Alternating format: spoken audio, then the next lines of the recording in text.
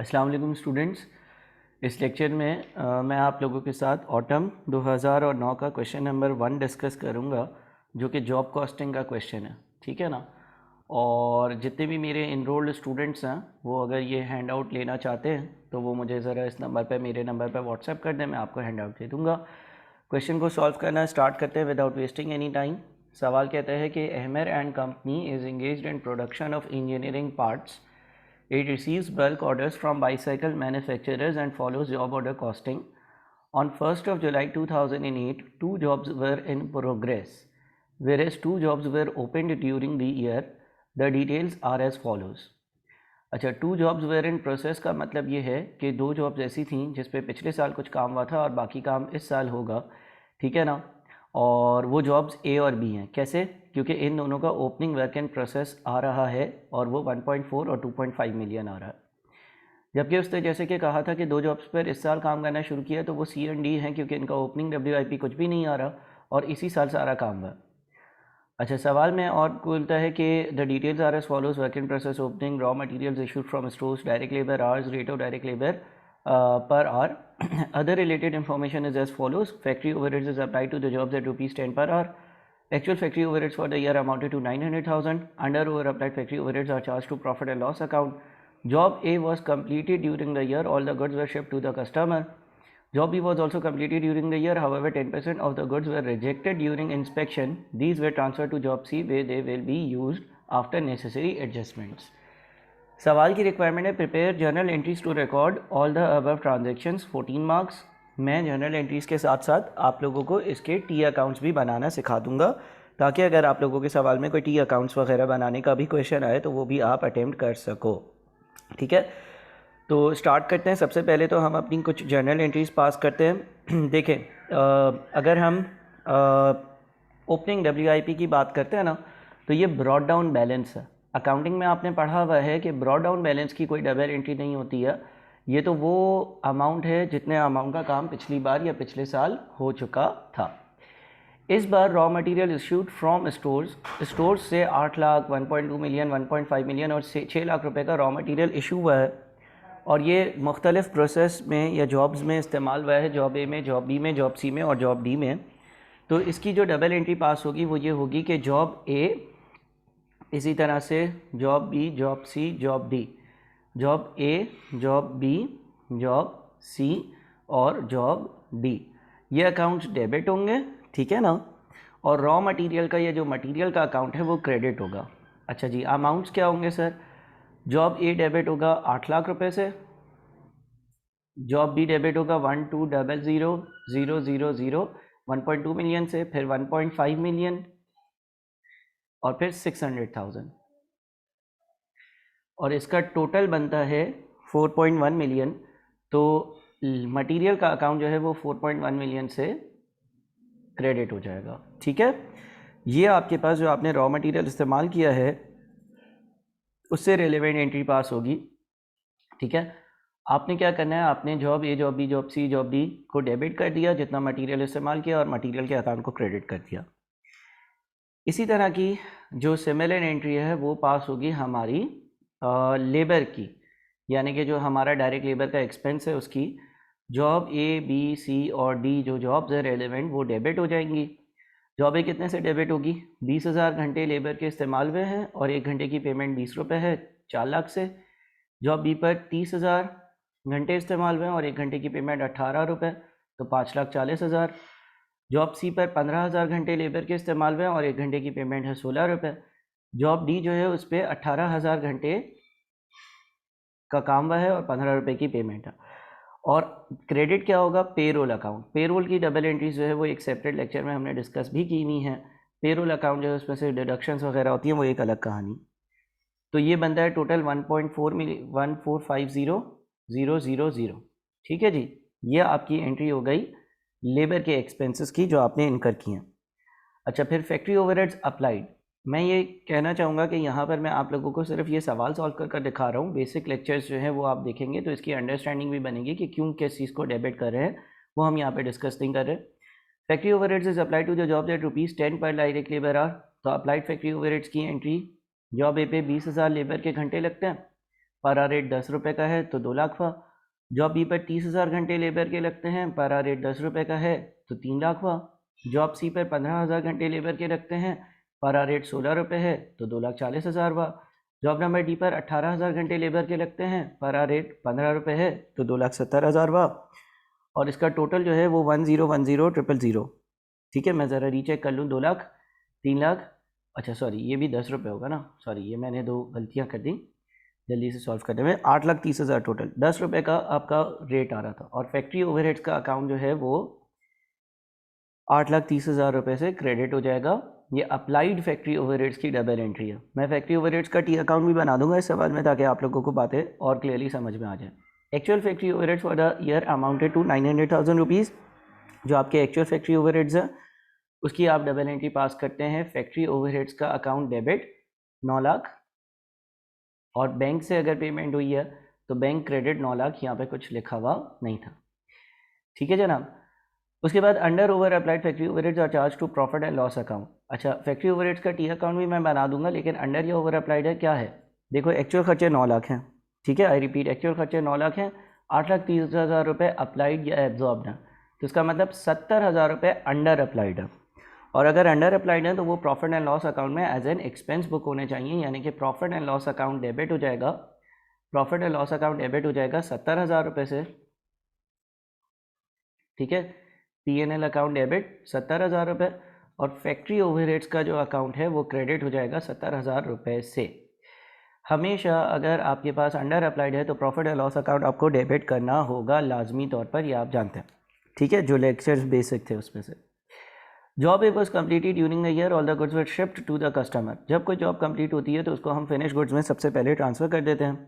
तो हम finish goods को डेबिट करेंगे। फिनिश गुड्स को डेबिट कितने से करेंगे? जितना भी जॉब पे खर्चा हुआ है, यानी कि 8 लाख रुपए, 4 लाख रुपए और 2 लाख रुपए। और जितना खर्चा इसमें पिछले सालों में हो चुका था 1,400,000, ये सारा खर्चा कर और ए तैयार हुआ है, तो फिनिश गुड्स डेबिट होगा 2.8 मिलियन से। और जो आपके पास जॉब ए का अकाउंट होगा, उस जॉब ए के अकाउंट को हम क्रेडिट कर देंगे, 2.8 मिलियन से। जब कोई चीज़ कंप्लीट होती है वो फिनिश गुड्स में ट्रांसफ़र हो जाती है, ठीक है। All the goods were shift to the customer. अच्छा, साथ में ये भी कहता है कि ये सारे गुड्स जो हैं जॉब ए वाले, ये कस्टमर्स को शिप हो गए थे, तो प्रॉबेबली आपने इसकी सेल्स कर दी थी। जब आप सेल्स करते हो तो 2 एंट्री पास होती है, एक तो cost of goods sold debit, ठीक है ना, 2.8 मिलियन, और फिनिश गुड्स जो ए का था वो क्रेडिट, यानी कि आप जो है वो कॉस्ट ऑफ गुड्स सोल्ड में फिनिश गुड्स को एक्सपेंस आउट करते हो। दूसरा आप सेल्स रेवेन्यू बुक करते हो। अच्छा, सेल्स रेवेन्यू का अमाउंट नहीं दिया हुआ, लेकिन एंट्री क्या पास होती है? डेटर डेबिट, अमाउंट नहीं दिया हुआ, और सेल्स क्रेडिट। हमें अमाउंट नहीं पता तो हम इस तरह की एंट्री रिकॉर्ड कर लेते हैं, ठीक है ना, लेकिन हमें अमाउंट पता होता तो हम वो अमाउंट लिखते हैं, क्योंकि हमने चीज़ें बेची हैं तो सेल्स रेवेन्यू भी आया होगा, और ये सेल्स की 2 एंट्रीज होती हैं। अच्छा, job B was also completed during the year. Job B जो है वो भी मुकम्मल तौर पर कंप्लीट हो गई। However about 10% of the goods were rejected during inspection. लेकिन जब इंस्पेक्शन करी गई तो 10% चीज़ें जो है वो क्या कहते हैं, रिजेक्ट कर दी गई, क्योंकि उसमें कोई मसला होगा, कोई ख़राबी होगी। These were transferred to job C where they will be used after necessary adjustments. अच्छा, अब हम देखते हैं कि जॉब बी की टोटल अमाउंट कितनी है। जॉब बी की टोटल अमाउंट है 1.2 मिलियन प्लस, ठीक है, या यहाँ पे कर लेते, हाँ चलो यहीं कर लेते हैं, 1.2 मिलियन प्लस, और क्या खर्चा किया था? 540,000 प्लस, और क्या खर्चा किया था? 300,000 प्लस 2.5 मिलियन का पिछले सालों में खर्चा हुआ था, यानी कि 4,540,000 का टोटल अमाउंट है। वो बोलता है इसमें से 90% जो है वो फिनिश गुड्स में चला गया, और 10% चीज़ें जो हैं वो ख़राब थी, और वो ख़राब इस तरह से थी कि कोई रिजेक्शंस थी, लेकिन ये जॉब सी में इस्तेमाल हो जाएंगी, और जॉब सी में फिर इस पे जो है वो जो भी काम वाम होगा और सही हो जाएंगी ये चीज़ें, या उसमें कैपिटलाइज हो जाएंगी, उसमें इंक्लूड हो जाएंगी, और फिर जॉब सी से कुछ बनकर आएगा। तो हम जॉब बी का अकाउंट जो है वो क्रेडिट करेंगे, यानी कि ख़त्म करेंगे, और जॉब बी का अकाउंट ख़त्म कर 90% अमाउंट फिनिश गुड्स में ले जाएंगे, और 10% अमाउंट जो है वो जॉब सी में लेकर जाएंगे, यानी कि हम फिनिश गुड्स को डेबिट करेंगे, ठीक है जनाब, हम फिनिश गुड्स को डेबिट करेंगे 90% अमाउंट से। अच्छा जी, उसके बाद हम लोग जॉब सी में 10% चीज़ें डालनी थी, तो जॉब सी को हम क्रेडिट करेंगे 454,000 से, और जॉब बी जो है इसको हमें क्रेडिट करना होगा, ख़त्म करना होगा टोटल अमाउंट से। ये आपकी एंट्री पास होगी। ठीक है जनाब, तो ये कुछ डबल एंट्रीज़ हैं जो आपको जॉब के रिलेवेंट आनी चाहिए। अच्छा, मैंने जैसे कि कहा कि मैं कुछ एडिशनल टी अकाउंट्स भी बना दूंगा ताकि आप लोगों के कॉन्सेप्चुअली ये टॉपिक और क्लियर हो जाए और आपको बातें और समझ में आ जाए। तो मैं एक काम करता हूँ कि मैं जो है वो लेट से जॉब ए का टी अकाउंट बनाता हूँ आप लोगों के सामने, ठीक है ना। ये मैंने टी अकाउंट बनाने का आगाज़ किया, ठीक है, और ये मेरा टी अकाउंट हुआ। अच्छा, इसमें ये जॉब ए का अकाउंट है, सही है ना। जॉब ए का अकाउंट मैं बनाता हूँ, जॉब ए। अच्छा जी, ओपनिंग बैलेंस या opening WIP work in process, यानी कि जो ओपनिंग बैलेंस है वो 1.4 मिलियन है, ठीक है। ये वो अमाउंट है जितना काम पिछले साल हो गया था, इस साल का ये ब्रॉड डाउन है। अच्छा, इस साल फिर रॉ मटेरियल का ख़र्चा हुआ, ठीक है ना। इस साल फिर जो है वो लेबर का ख़र्चा हुआ, या पेरोल भी लिख सकते हो, और इस साल जो ओवरहेड्स अप्लाई हुए। अच्छा सर, रॉ मटेरियल का कितना ख़र्चा हुआ। देखो, ये आपके पास जॉब ए डेबिट किया था आपने, रॉ मटेरियल को क्रेडिट किया था तो 8 लाख रुपए।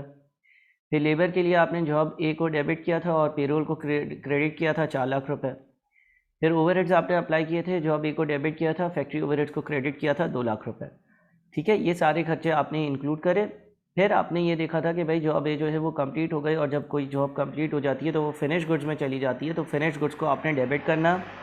और ये टोटल अमाउंट जो बन रहा था 2.8 मिलियन, 2.8 मिलियन के ही अमाउंट से जो है वो आपने फिनिश गुड्स को डेबिट कर दिया, क्योंकि ये चीज़ें फिनिश गुड्स में चली गई, और ये दोनों साइड्स इस अकाउंट की जो है वो आप देख रहे हैं कि बैलेंस हो गई हैं। ये जॉब ए का टी अकाउंट बन गया, ठीक है। इसी तरह से जॉब बी का, जॉब सी का, जॉब डी का टी अकाउंट बन सकता है। लेट से मैं जॉब नंबर बी का अकाउंट भी बना देता हूँ, मैं सी का अकाउंट भी बना देता हूँ, मैं डी का अकाउंट भी बना देता हूँ। सबसे पहले हम आ जाते हैं जॉब नंबर बी पर। जॉब नंबर बी जो है उसका ओपनिंग जो 2.5 मिलियन का अमाउंट था, यानी कि इस पे साल के शुरू में 2.5 मिलियन का काम हो चुका था, 2500000। इस पर आपने इस साल जो रॉ मटेरियल का ख़र्चा किया 1.2 मिलियन। इस पर आपने इस साल लेबर का जो ख़र्चा किया 540,000। इस पर इस साल आपने जो ओवरहेड्स का ख़र्चा किया 300,000, ठीक है। और फिर क्या हुआ, फिर ये पूरा फिनिश गुड्स में नहीं गया, बल्कि इसका 90% फिनिश गुड्स में गया। 90% ऑफ हाउ मच, 4540000, और 10% जो था जॉब सी में चला गया। 10% जो था जो वो जॉब सी में चला गया। ये वाली एंट्री इफेक्टिवली मैं पास कर रहा हूँ। Finish goods debit 4086000, job C debit 454000, और जॉब बी क्रेडिट 454000, ठीक है। इसी तरह से जॉब सी का अकाउंट बनेगा, जॉब सी का अकाउंट भी बना लेते हैं। जॉब सी का कोई ओपनिंग WIP नहीं था, कोई ओपनिंग WIP नहीं था, इसी साल काम शुरू हुआ है, डी पे भी इसी साल शुरू हुआ है, तो ओपनिंग WIP कुछ नहीं आएगा, ठीक है। रॉ मटेरियल का कितना खर्चा किया 1.5 मिलियन, ठीक है। अच्छा, लेबर का कितना खर्चा किया 240,000, ठीक है। अच्छा, उसके बाद फिर ओवरहेड्स का कितना अप्लाई किया, ओवरहेड्स 150,000, ठीक है ना। अच्छा, उसके अलावा क्या हुआ, उसके अलावा ये हुआ कि जब जॉब बी को हमने क्लोज़ किया ना, तो जॉब बी को क्रेडिट कर और जॉब सी को डेबिट किया था, और ये जो अमाउंट था ये 454,000 था। यहाँ से आप पिक कर सकते हो, ठीक है ना। और क्या ये फिनिश गुड्स में गया, नहीं, कहीं पे भी सवाल में ये नहीं लिखा कि जॉब सी जो है वो मैंने कंप्लीट कर दी। तो जॉब सी क्योंकि कंप्लीट नहीं करी है, जॉब सी क्योंकि कंप्लीट नहीं हुई है, तो ये जो इसका ओपनिंग WIP तो नहीं है, लेकिन इस जॉब का क्लोजिंग वर्क इन प्रोसेस होगा 2344000, और अगले साल का ये ओपनिंग WIP होगा, ठीक है। अगले साल का ये ओपनिंग WIP होगा, जिस तरह से जॉब ए और जॉब बी का ओपनिंग WIP आ रहा था, इस तरह से, सही है। अच्छा, जॉब डी का अकाउंट मैं नहीं बनाता, इसी पैटर्न पे बनेगा, हमारा टाइम जो है वो कंज्यूम हो रहा होगा। तो एनीवेज, जैसे जॉब सी का अकाउंट बनाया है, ए का बनाया, बी का बनाया, इसी तरह से डी का भी बनेगा। डी में बस सी से मैचिंग होगा, सी जैसा ही होगा, ये अमाउंट नहीं आ रही होगी, क्लोजिंग WIP आ रहा होगा क्योंकि वो भी कंप्लीट नहीं हुआ। अच्छा, फैक्ट्री ओवरहेड्स का टी अकाउंट भी सर आप बना ही दें प्लीज़। तो फैक्ट्री ओवरहेड्स का भी टी अकाउंट हम बना देते हैं। देखें ये फैक्ट्री ओवरहेड्स का एक रफली टी अकाउंट में बनाता हूँ, ठीक है जनाब। तो ये हमारा फैक्ट्री ओवरहेड्स का अकाउंट मैं आप लोगों को बता देता हूँ। अच्छा, फैक्ट्री ओवरहेड्स में जब ओवरहेड का खर्चा होता है एक्चुअल खर्चे की एंट्री होती है फैक्ट्री ओवरहेड्स का अकाउंट डेबिट और बैंक का अकाउंट क्रेडिट, या कोई भी एक्सपेंस जो है वो क्रेडिट हो जाता है। तो फैक्ट्री ओवरहेड्स का अकाउंट डेबिट करना है और बैंक से अगर आपने उसकी पेमेंट करी है तो ये 9 लाख रुपए हो गया। उसके बाद अप्लाई हुआ, job A debit, job B debit, job C debit, job D debit और फैक्ट्री ओवरहेड्स क्रेडिट। तो जॉब यहीं से छाप लेते हैं ABCD और ये अमाउंट्स भी आ जाएंगे, ठीक है ना। फैक्ट्री ओवरहेड्स यहाँ पर एक्चुअल आता है, यहाँ पर एक्चुअल आता है। जो ओवरहेड्स के बेसिक लेक्चर आपके पोर्टल पर अवेलेबल है उस पर भी हमने सीखा है कि यहाँ पर एक्चुअल आता है, यहाँ पर सारा अप्लाइड आता है, अप्लाइड। तो 9 लाख में से ये यहाँ गए, ये यहाँ गए, ये यहाँ गए, ये यहाँ गए, बच गए हाँ 70,000 रुपये बच गए। Profit and loss account debit और फैक्ट्री ओवरहेड्स का अकाउंट क्रेडिट 70,000 रुपये से इसको एज अ एक्सपेंस आप अपने पास ट्रीट करोगे क्योंकि अंडर अप्लाइड है। सर अगर ओवर अप्लाइड आ रहा होता बेटा, अगर ओवर अप्लाइड आता ना तो इन सब का टोटल 8,30,000 नहीं बल्कि 9 लाख से ज़्यादा होता, और ये 9 लाख अगर होता तो यहाँ पर प्रॉफिट एंड लॉस अकाउंट आ रहा होता और उस केस में फैक्ट्री ओवरहेड्स का अकाउंट डेबिट और P&L का अकाउंट क्रेडिट हो रहा होता। तो ये एक जॉब कॉस्टिंग का सवाल था, बेसिक सा अच्छा सा, और इसमें आपने डबल एंट्रीज और जॉब कॉस्टिंग देखी। इसकी ज़रा आप लोग मज़ीद प्रैक्टिस करें और फिर अगर कोई क्वेश्चन हो तो मुझे बताएं। बहुत शुक्रिया, अल्लाह हाफ़िज़, थैंक यू।